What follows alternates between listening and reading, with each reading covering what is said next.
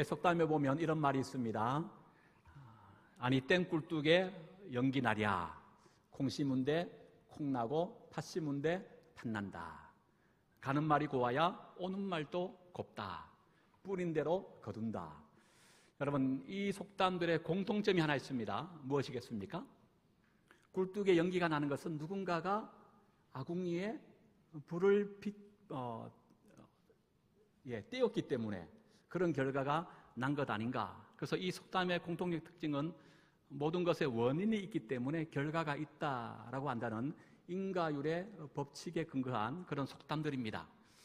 이 인과율의 법칙은 우리의 삶의 구석구석 모든 것에 거의 다 적용이 되는데요. 특별히 과학계 안에서는 인과율의 법칙이 기본 원리로 그렇게 작용하고 있다라고 말합니다. 오늘 이제 구약으로 넘어가서 다니엘서를 오늘 잠시 볼 텐데, 다니엘서가 제가 볼 때는 성경 가운데 인과율의 법칙을 가장 잘 설명해 주는 그런 성경이 아닌가 싶습니다. 여러분, 다니엘이 누군가요? 우리가 잘 아는 다니엘은 바벨론 70년 포로 기간 중에 이 바벨론 땅의 사람의 부르심을 받고 예언의 활동을 했던 인물이 바로 다니엘 아닙니까? 동시대에 바벨론에서 또 한 사람의 예언의 활동을 했던 인물이 있습니다. 누굽니까? 에스겔입니다. 구약이 전체가 39권이지요. 그 가운데 역사서가 17권이고 시가서가 5권이고 예언서가 17권입니다. 그러면 이 다니엘과 에스겔은 역사서입니까? 아니면 예언서인가요? 구약 성경방 공부하신 분 아실 텐데 역사서가 아니고 예언서입니다. 그런데 여러분, 이 바벨론 70년의 포로 기간에 있었던 역사를 기록한 역사서가 따로 있습니까? 없더라는 거예요. 그런데 어떻게 우리는 70년의 포로 기간에 있었던 하나님의 구원의 역사를 알 수 있습니까? 역사서가 없기 때문에 역사서를 통하여는 알 수가 없습니다. 그러나 예언서지만 다니엘과 에스겔 속에 파편적으로 기록되어져 있던 그 시대의 역사를 통하여 하나님께서 그 바빌론 땅 속에서도 하나님의 구원의 역사를 이렇게 펼쳐가고 계셨구나 라는 것들을 우리는 발견해 볼 수 있다는 거예요. 여러분, 그런데 성경에 보면 이스라엘 백성들이 예레미야 예언의 말씀에 따라서 70년이 참에 바벨론에서 예루살렘 본국으로 귀환을 시작하게 됩니다. 여러분, 이때 귀환할 때 놀란 일이 벌어져요. 귀환하는 그 자체도 놀랐지만 귀환할 때 그들이 빈손으로 귀환한 것이 아니었습니다. 70년 전에 바벨론이 성전을 파괴하고 성전의 기물을 다 빼앗아갔습니다. 그런데 귀환할 때는요, 그 빼앗아갔던 기물들을 다 돌려보내면서 귀환하더라는 거예요. 더욱 놀라운 것은 고레스가 칙령을 내리면서 예루살렘 다 돌아가라. 그리고 한 가지 더 포고령을 내리죠. 뭘 내립니까? 성전을 건축하라는 거예요. 여러분, 갑자기 포로지 70년의 삶을 살다가 귀환하여 돌아갑니다. 그런데 여러분, 귀환하는 것도 감사하고 성전을 재건하라는 그 말씀도 감사한데 어디에서 뭘 가지고 성전을 건축할 수 있습니까? 근데 여러분, 고레스가 칙령을 내리면서 성전을 건축할 수 있는 모든 재료를 무상으로 제공해 주라고 말하고 있는 거예요. 심지어 이렇게 말합니다. 포로 이후의 역사를 기록하고 있는 에스라서 1장에 보면 이스라엘 백성들, 유대 백성들이 바벨론 어느 지역에 살다 할지라도 그들이 삶을 살아갈 때 필요한 모든 금과 은, 모든 물건들, 심지어 동물까지 무상으로 다 제공해 주라, 이렇게 말하더라고요. 마치 이것은 이스라엘 백성들을 출애굽 당시에 애굽의 사람들이 이스라엘 백성들이 요구하는 모든 것들, 거기다 보면 똑같이 나와요. 금과 필요한 것들을 다 제공하여 출애굽시켰다라는 말씀이 나와요. 그 말씀이 지금 출바벨론 때도 똑같이 재현되고 일어나고 있더라는 겁니다. 그럼 이거 사실 말이 안 되는 것 아닙니까? 왜 그래요? 지금 바벨론, 심지어 페르시아는요, 바벨론보다 훨씬 더 큰 제국입니다. 여기에 비하면 이스라엘은 약소국 중에 약소국이에요. 심지어 지금 이스라엘은요, 이 페르시아 바벨론의 속국으로 있습니다. 속국된 이를 귀환하여 돌려보내는 것도 기적인데, 돌려보낼 때 그냥 빈손으로 돌려보내지 않냐고 소위 금, 은, 보물들을 잔뜩 안겨서 돌려보낸다? 놀라운 일이지요. 인과율의 법칙에 따르면 이런 놀라운 결과가 나타났어요. 그러면 이런 결과가 있기까지의 뭔가 원인, 이유가 있지 않겠냐라는 것을 우리는 짐작해 볼 수 있습니다. 그래서 오늘 다니엘서는요, 이런 결과가 있기까지의 그 이유가 뭐냐, 그 원인을 우리에게 밝히 드러내 보여주고 있는 것이 오늘 다니엘서입니다. 먼저 3장을 우리가 봤는데요, 3장에 보면 신상에 대한 이야기가 3장에 등장하죠. 2장에도 신상이 나옵니다.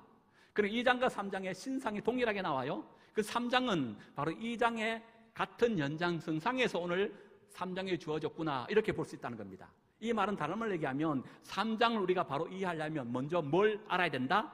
2장에 있는 그 내용을 먼저 이해할 때 3장을 온전히 알아갈 수 있다라는 것을 전제하고 있다는 겁니다. 그럼 우리는 3장을 보기 전에 먼저 뭐 봐야 돼요? 2장 알아야 돼요. 2장에 이런 내용입니다. 느부갓네살 왕, 바벨론 왕이에요. 그가 어느 날 꿈을 꿨는데 꿈을 꾸고 나니까 너무나 생생한 겁니다. 그리고 이 꿈은 예사롭지 않은 꿈이라는 것을 금방 그가 알아요. 그래서 바벨론 전역에 포고령을 내리면서 소위 술객, 박수, 무당들, 내놓으라 하는 꿈쟁이를 다 왕궁으로 불러 모읍니다. 그리고 그들에게 두 가지를 얘기합니다.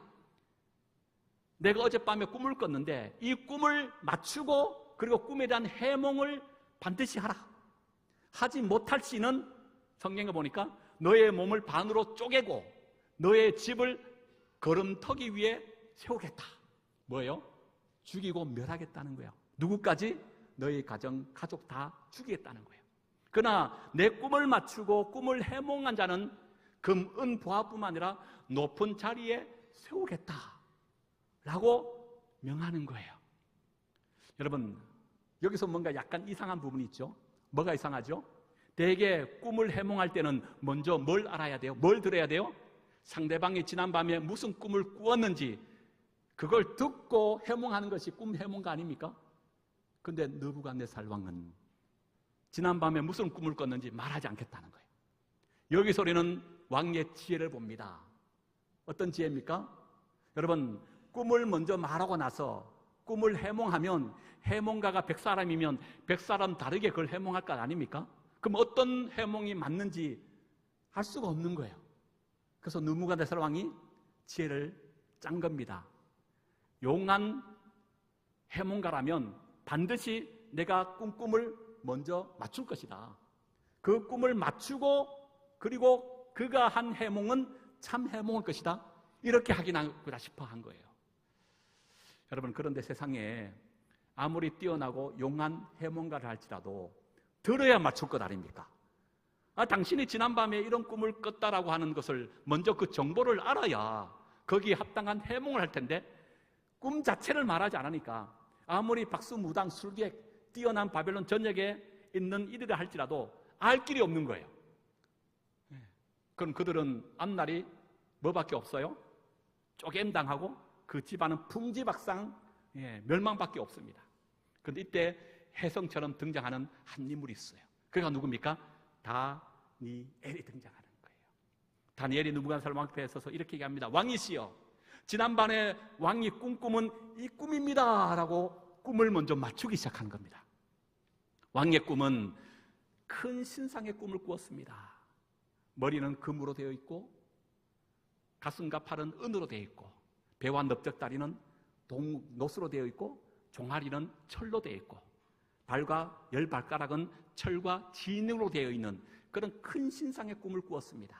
그런데 갑자기 사람의 손으로 다듬지 않은 큰 돌이 하늘부터 내려와서 그 큰 신상을 끼어 부숴버리고 그 신상이 섰던 자리 위에 그 돌이 서는 그런 꿈이었습니다.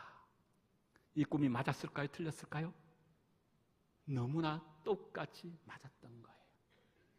그리고 다니엘은 그 꿈에 대한 해석을 하기 시작합니다. 왕이시여, 금으로 된 머리는 바로 느부갓네살 왕 당신을 말합니다. 그러나 당신의 나라, 당신은 멀지 않아 은으로 된 나라에 의하여 멸망당하고 말 것입니다. 그리고 은으로 된 나라는 그 다음 동으로 된 나라에, 철로 된 나라에, 이렇게 대제국의 역사를 그 꿈으로 해몽하기 시작한 겁니다. 우리가 알고 있지요.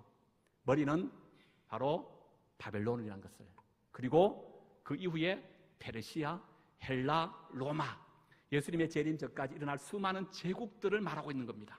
그리고 손으로 만들지 않는 돌이 그 신상을 깨뜨리고 그 위에 그 돌이 쓰는 겁니다. 뭘 얘기합니까? 하나님의 나라, 사람으로 인하여 세워지지 아니하는, 오직 하나님의 능력과 건세로 이 세상 가운데 세워질 하나님의 나라가 임할 것이다 라는 것을 다니엘이 느부갓네살 왕의 그 꿈을 통하여 해몽해낸 겁니다. 여러분, 이 꿈을 맞추고 해몽한 것을 듣고 느부갓네살 왕이 취한 행동이 있습니다. 2장을 한번 볼까요? 2장을 보세요. 느부갓네살 왕이 이렇게 행동을 취합니다. 2장 46절입니다. 2장 46절 시작. 이에 느부갓네살 왕이 엎드려 다니엘에게 뭐하고요?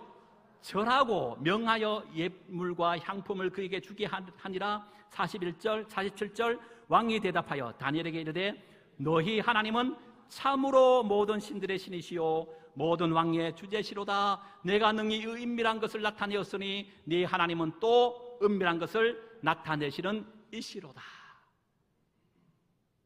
느부갓네살 왕이 깜짝 놀란 거예요. 꿈도 맞출 뿐만 아니라 거기 합당한 해몽까지 하니까 놀라 자빠질 일이에요. 그래서 다니엘에게 절하고 다니엘이 믿고 있는 하나님을 경배하며 찬양하는 일이 벌어졌습니다.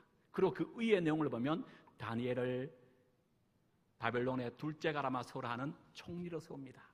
그의 세 친구 사드락과 메삭과 아벳느고를 지방의 수령으로 높은 간직 위에 임명을 하게 됩니다. 이것이 2장이에요. 그리고 오늘 3장입니다. 3장으로 시작하면 3장 1절 이렇게 시작하죠. 1절 읽어봅니다. 시작. 느부갓네살 왕이 금으로 뭘 만들어요? 신상 만들었다는 겁니다. 2장에는 느부갓네살 왕이 꿈의 신상을 보았죠. 그런데 3장 넘어가니까 분위기가 사뭇 다릅니다. 3장에 느부갓네살이 꿈을 꾸었던 그 신상을 현실화 시켜서 실질적으로 신상을 만들어버리는 겁니다. 그런데 꿈에서는 금이 어느 부분만 금이었어요? 머리만 금이었어요. 그런데 현실 속에 느부갓네살의 신상을 만들 때는 머리만 금이 아니라 신상 전체를 온통 금으로 도배하는, 금으로 된 신상을 아예 만들어 버렸다는 거예요. 그런데 그 높이가 무려 얼마나 된다고요? 60규빗입니다. 한 규빗은 성인 남자 엄지 중앙에 있는 이 손가락 끝에서부터 발꿈치까지 45에서 50cm예요. 50cm로 가정하면 5, 6이 30m입니다. 아파트 10층 높이라 그래요. 엄청난 그런 거대한 금신상을 만들어 세운 겁니다. 영천에 가면 우리나라에서 최고로 큰 부처상이 있습니다. 금색으로 도배를 했어요. 아마 보신 분 계실지 모르겠습니다. 그것이 우리나라에 가장 큰데 33m라고 합니다. 지금 30m 정도면 바로 느부갓네살 왕이 세웠던 큰 신상과 비슷한 크기의 신상에서 우리가 알 수 있지요.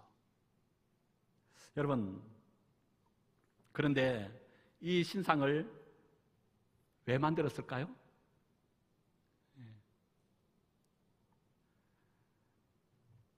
십계명 제2계명에 보면 너를 위하여 새긴 우상을 만들지 말라 라고는 계명의 말씀이 있습니다. 그러면서 부연에 설명하기를 하늘의 것이나 땅의 것이나 땅 아래에 있는 물속에 있는 그 어떠한 모양의 형상으로도 만들어 놓고 이것을 하나님이라 섬기거나 그 앞에 와서 절하지 말라는 거예요. 여러분, 그래서 성경에 말하는 우상을 숭배하지 말라라는 계명의 이 계명은 다른 종교를 믿지 말라는 차원의 문제가 아니에요.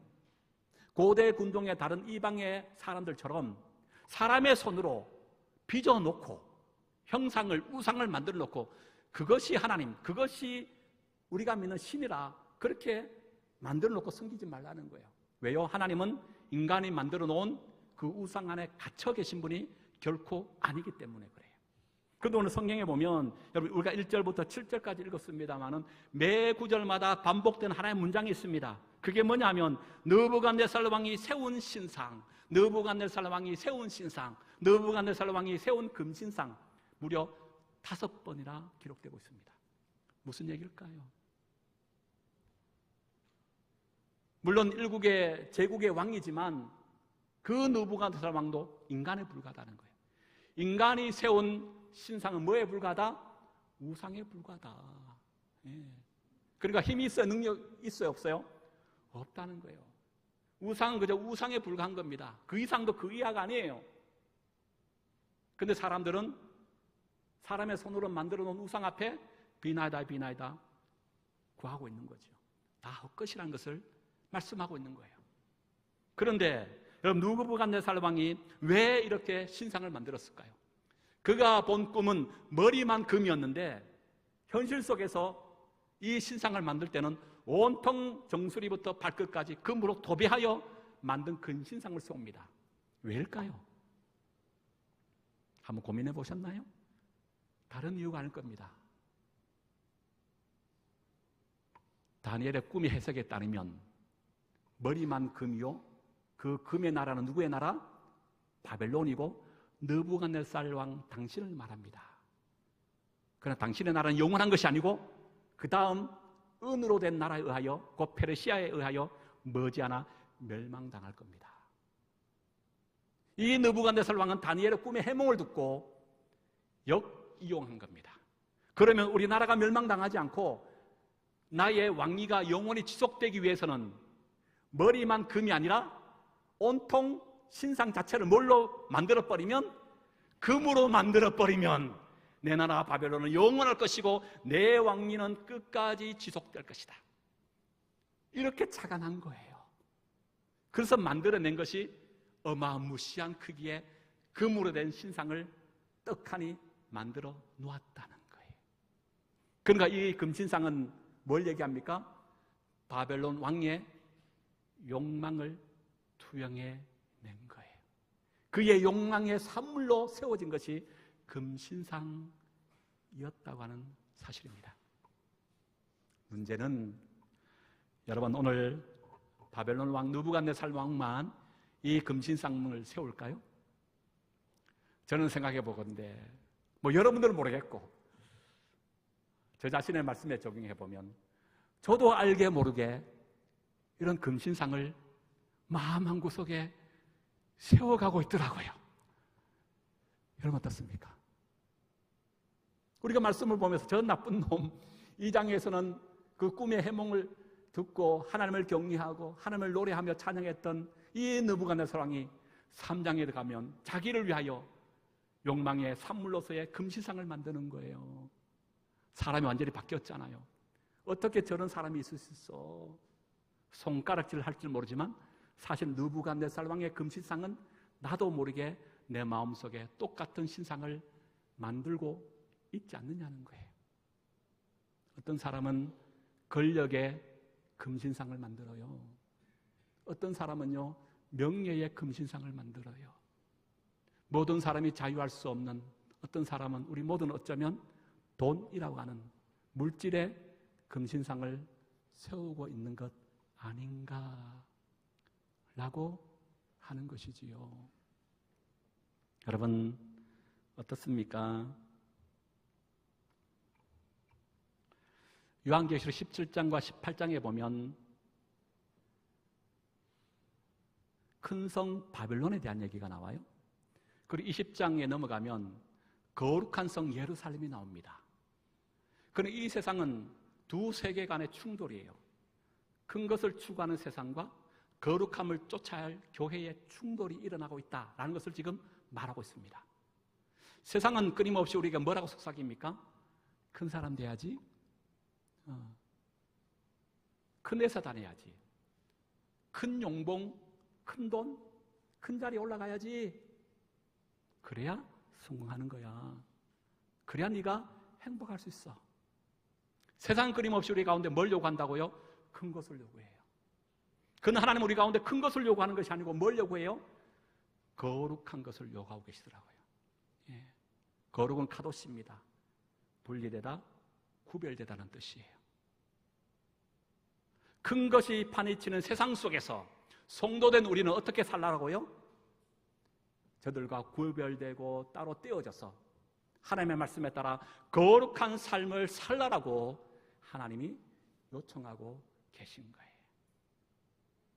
그런데 지금 느부갓네살 왕은 자신을 위하여 자신의 능력과 건세를 자랑하고 자신의 나라는 영원할 것이라는 것을 뽐내기 위하여 금신상을 세웠습니다. 그 다음 볼까요? 세우고 나서 어떻게 합니까? 2절을 봅시다. 2절 시작. 느부갓네살 왕이 사람을 보내어 총독과 수령과 행정관과 모사와 세무관과 재판관과 법률사와 각 지방 모든 관원들, 여기 보면 수많은 사람이 다 등장해요. 높은 사람부터 최하위 말단 사원에 이르기까지 모든 사람을 다 동원하여 어디에 참여하라? 이 신상의 낙건식에 다 참여하라. 참여할 뿐만 아니라 5절에 보면 뭐라 하라? 그 금신상 앞에 절하라 라고 명해요. 절하지 않을 때는 어떻게 한다? 맹렬히 타는 불뭇불에 내가 던져 넣겠다라고 말하는 거예요. 여기서 우상의 실체가 드러납니다. 우상은 우리에게 생명을 주는 겁니까? 죽음을 주는 겁니까? 죽음을 주는 거예요. 우상의 궁극은 죽음이에요. 우상은 생명이 있는 게 아니에요. 백날 거기 가서 비나이다 빌어도 마음의 위안을 얻고 뭐 우연찮게 자기가 소원 성취될지는 모르겠어요. 가끔 뭐 그럴 수도 있을 수는 있을지 모르지만 그 우상 자체에는 생명이 없어요. 자신의 욕망에 투영해 내은 것이 그게 우상이에요.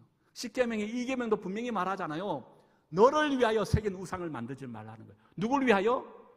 너를 위하여 새긴, 나를 위하여 새긴 것이 뭐라고? 그게 우상이에요.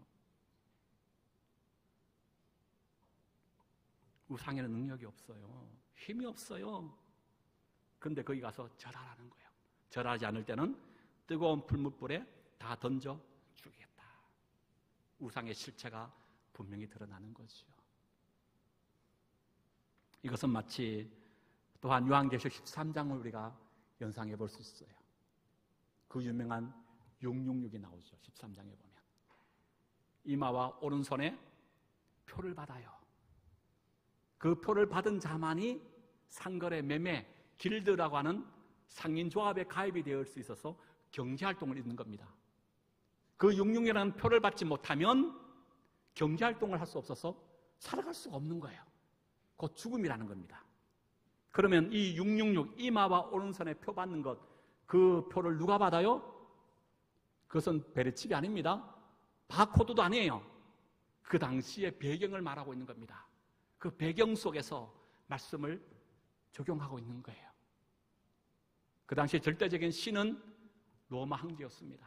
황제는 자신을 위하여 신격화하고 신전을 세웁니다. 그리고 누구든지 그 신전에 1년에 한 번씩 반드시 들어가서 그 로마 황제를 향하여 로마 황제의 말로 나의 키리오스, 영원한 주요, 영원한 왕이십니다 라고 한 찬양의 문구를 올려드려야 됩니다. 그 올려드리는 자의 하나여 오른손과 이마에 표를 찍게 하는 거예요. 그게 666이었어요. 그 표를 가진 자만이 매매할 수 있고 살아갈 수 있게 된 거예요. 로마가 주는 평화를 누리며 공유하고 나눌 수가 있었던 거예요. 지금 요한계시록에 기록되어져 있는 시대의 600년 이전에 다니엘 시대에 느부갓네살 왕이 이 일을 하고 있는 거예요. 금신상을 세워놓고 누구든지 그 신상 앞에 절하지 아니하면 뜨거운 불뭇불에 다 집어던져 죽이겠노라. 모든 사람들 앞다투어 그 신상 앞에서 절하기 시작합니다. 그런데 오직 세 사람만 절하지 않아요. 누구였습니까? 바로 다니엘의 세 친구 사드락과 메삭과 아베누고만이 절하지 않았어요. 신앙의 절개를 지키고 있는 겁니다. 그러나 그 결과 그들의 앞에 현실 가운데 닥친 것은 왕의 명령대로 불뭇불에 던져져요. 그런데 평소보다 7배나 더 뜨겁게 달구어진 불뭇불에 그들이 던져졌습니다. 그러나 그들이 죽었어요? 살아났어요? 살아났어요. 성경에 따르면 그을러진 냄새조차 나지 않는. 그런데 살아났을 때 보니까 25절에 보면 그 불뭇불 속에 보니까 세 사람이 던져졌는데 네 사람이 있다는 거예요. 그 네 사람을 누구로 표현합니까? 25절 하반절에 보면 그 넷째 모양은 신들의 아들과 같도다 라는 거예요. 그 세 사람만 던져진 것이 아니고 그 한 사람이 그 속에 더 있는데 신들의 아들 같은 사람이 그 세 사람과 함께 있더라는 겁니다. 여기서만 신들의 아들 누굴까요? 여러 많은 해석이 있습니다. 누구는 천사다, 누구는 신들의 아들이니까 예수님이 성육신 하시기 전에 이 어떤 영적인 모습, 예수님이 그들과 함께 했다, 뭐 이런 해석도 있습니다. 어떻든 간에 지금 그들이 홀로 던져진 것이 아니고 그 어렵고 힘든 뜨거운 죽음의 그 불무불 속에 누가 계신 거예요? 하나님이 그들과 함께 하신 줄로 믿습니다. 여기서는 중요한 교훈을 얻어요. 우리가 어떠한 환경과 어떤 여건 속에 생사의 기록 속에 있은 그런 상황 속에서도 순교할지언정 배교하지 않겠다는 믿음의 일사각오를 가진 자를 하나님 반드시 뭐 하신다? 구원하시고 마시는 분이신 줄로 믿습니다. 그리하기에 우리가 끝까지 지켜야 할 것이 있다면 뭡니까? 믿음을 지켜가야 하는 거예요. 믿음을 지키는 자를 하나님은 오늘도 살리시고 구원하시며 그 세상 가운데 높이 세워주실 줄로 믿습니다. 여러분, 출애굽 5장에 보면 모세가 바로 앞에 서서 하나님의 백성된 이스라엘 백성을 내보내라 라고 명령합니다. 그때 바로는 이렇게 대답합니다. 출애굽 5장 2절, 바로가 이르되 여호와가 누구이기에 내가 그의 목소리를 듣고 이스라엘 보내겠느냐? 나는 여호와를 알지 못하노니 이스라엘을 보내지 아니하리라. 아니, 하나님이 누구란 말이냐? 하나님이 누구간데 한 번도 들어보지 못한 그런 하나님의 이름을 들먹이면서 이스라엘 백성을 출애굽시키라고? 그 하나님 도대체 누구야? 내게 알게 해달라는 거예요. 소위 듣보잡입니다. 한 번도 들어보거나 경험하지 못한 그 하나님을 얘기하는 거예요. 그래서 그 다음 내려진 것이 뭡니까? 10가지 재앙이에요. 10가지 재앙은 그냥 재앙으로 내린 것이 아닙니다. 10가지 재앙은요, 하나님의 자기 현현이라고 말해요. 바로가 하나님이 누구냐? 라고 물은 것에 대한 응답으로 10가지 재앙을 통하여 하나님의 자기 현현, 내가 이런 자다, 내가 이런 하나님이다 라는 것을 알게 하기 위하여 나타낸 것이 10가지 재앙이었다는 거예요. 그래서 10가지 재앙을 통하여 성경은 이렇게 계속하여 말씀하죠. 그 재앙을 통하여 하나님이 비로소 이스라엘의 하나님 것을 내가 저들에게 알게 하리라 라고 말씀하고 계신 거예요. 이 재앙을 통하여 하나님이 누군가를 밝히셨다는 거예요. 여러분, 이 느부갓네살 왕의 금식상에 절하지 않은 이 다니엘의 세 친구, 불뭇불에 던져졌지만 그들이 불탄 냄새도 나지 아니할 만큼 깨끗하게 구원함 받았습니다. 이 사건 이후에 느부갓네살 왕의 반응을 볼까요? 28절입니다. 28절 시작. 느부갓네살 왕이 말하 이르되 사드락과 메삭과 아벳느고의 하나님을 찬송할지로다. 그가 그의 천사를 보내사 자기를 의뢰하고 그들의 몸을 바쳐 왕의 명령을 거역하고 그 하나님 밖에는 다른 신을 섬기지 아니하며 그에게 절하지 아니한 종들을 뭐 했다? 누가 구원했다는 거예요? 느부갓네살은 구원한 겁니까? 그들이 믿는 하나님이 구원한 겁니까? 저들이 믿는 하나님이 이들을 구원했다라고 누가 고백해요? 느부갓네살 왕이 2장에 고백했던 그 하나님을 다시 한번 고백하더라고요. 10가지 재앙을 통하여 비로소 하나님이 누군지 알아서 바로와 바로의 궁에 있는 모든 신하들, 애굽의 사람들, 심지어 고센 땅에 살고 이스라엘 백성들마저도 하나님이 누군가를 알아간 것처럼 이런 놀라운 고백 역사가 일어난 거예요. 할렐루야. 여러분, 하나님은 오늘도 일하십니다.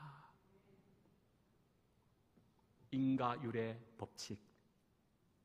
왜 70년이 참에 이스라엘 백성들을 다시금 고국으로 귀환할 때 빈손으로 귀환시키지 아니하고 금은 보화를 한 알음 안 끼워주면서 귀환케 한 이유를 알겠습니까?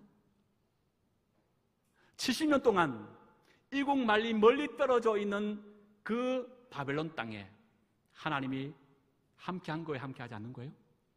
함께 하셨다는 거예요.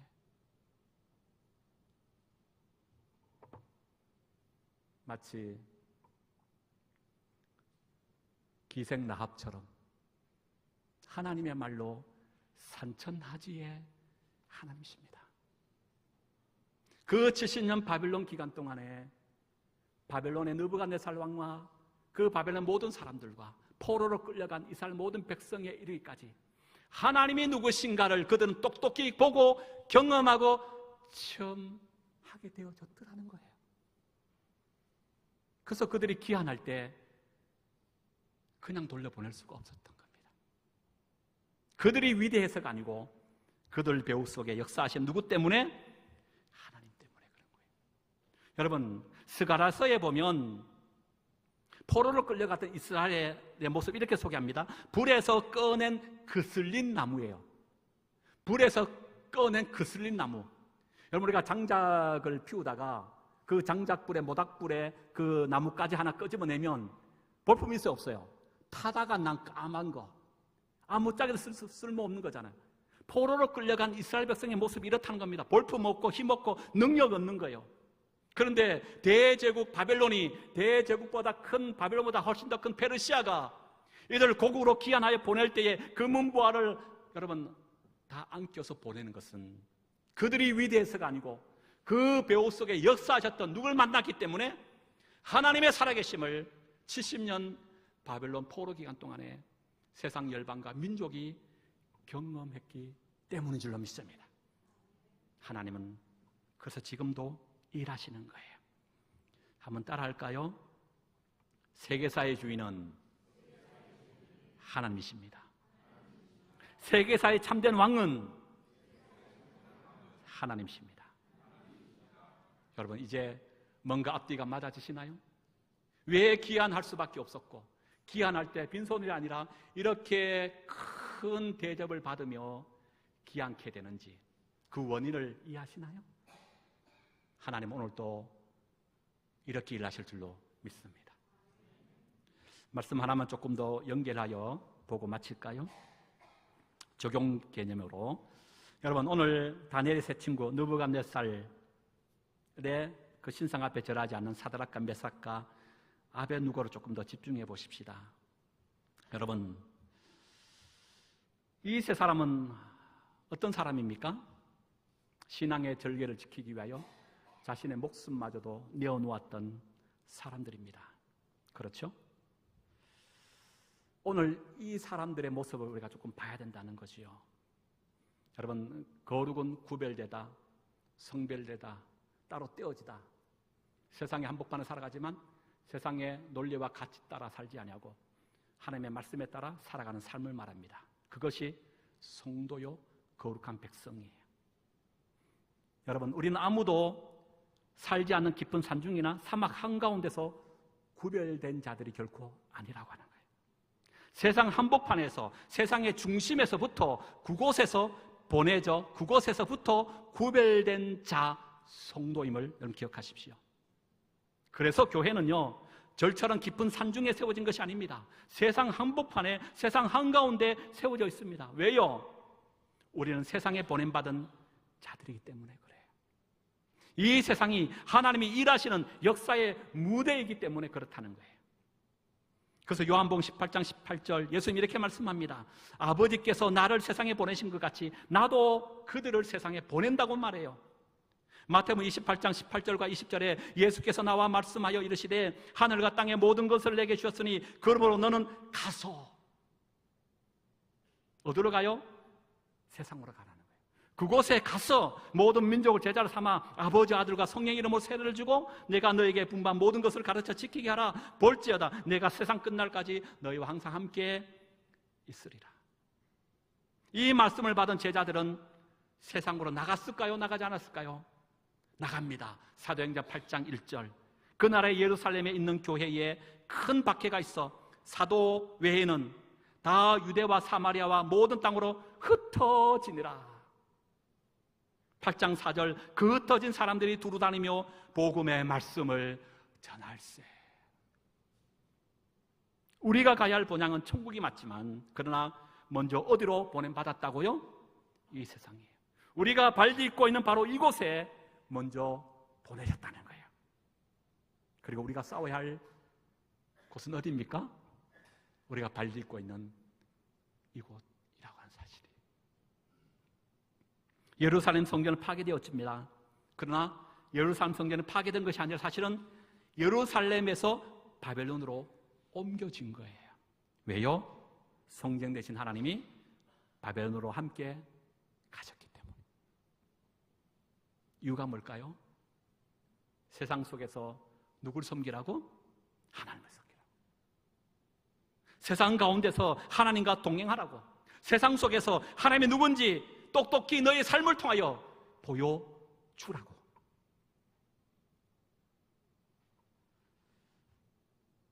여러분, 사실 성경에는 영웅이나 위인이 없습니다.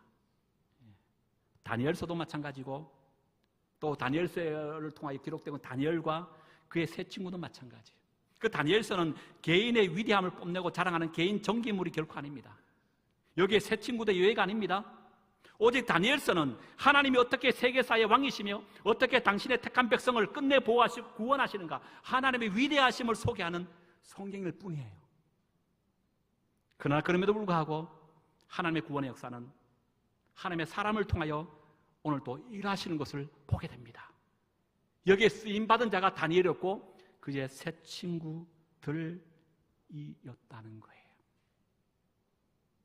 그렇다면 말씀을 마치면서 우리가 해야 될 역할과 본분이 있습니다. 하나님은 당신의 구원의 역사를 당신 홀로 끝내 하고 마실 것입니다. 그러나 거기에 이왕이면 우리가 쓰임받는 존재가 되어야 되지 않을까요?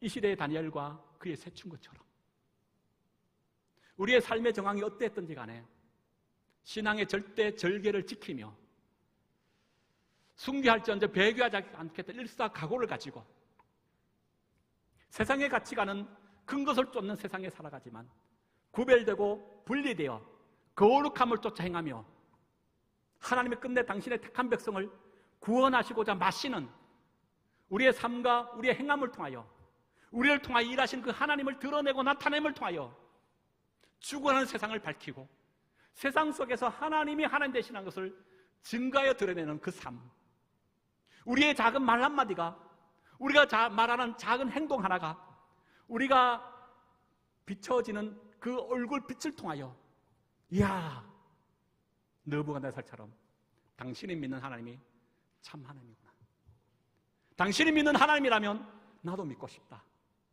이 얘기 듣는 우리 인생 되어야 되지 않을까요? 오늘 다니엘서는 우리에게 이걸 도전하는 것 같습니다. 하나님은 당신의 일을 당신이 하십니다. 그 하나님의 사람을 통하여 그 일을 함께 하신 것을 봅니다. 여기에 기이 쓰임받는 소망교회, 우리 한 사람 한 사람 성도된 저와 여러분 다들 있기를 주의 이름으로 축복합니다.